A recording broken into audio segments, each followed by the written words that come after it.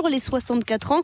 Impossible de ne pas l'évoquer, estime Marie-Lise Léon, qui se dit prête à discuter de pénibilité ou bien des carrières hachées qui concernent surtout les femmes, par exemple.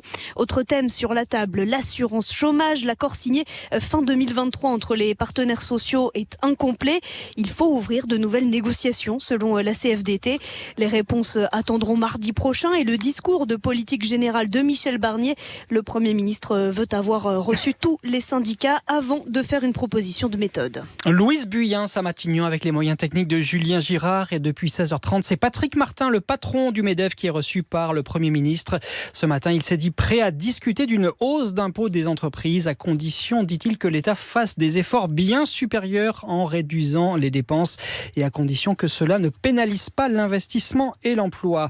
Michel Barnier, lui, a recadré son ministre de l'économie, Antoine Armand. Ce matin sur France Inter, le ministre de l'économie avait estimé que le Rassemblement national n'appartenait pas à l'arc républicain.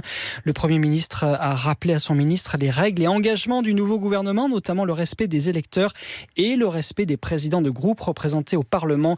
Michel Barnier a même appelé Marine Le Pen pour la rassurer. 17h05, une députée insoumise est mise en examen. Il s'agit de Sophia Chikirou. Elle est poursuivie pour escroquerie aggravée, abus de biens sociaux et recel d'abus de confiance. Elle était entendue ce matin par les juges d'instruction dans le cadre d'une enquête sur les comptes de campagne de Jean-Luc Mélenchon pour la présidentielle de 2017.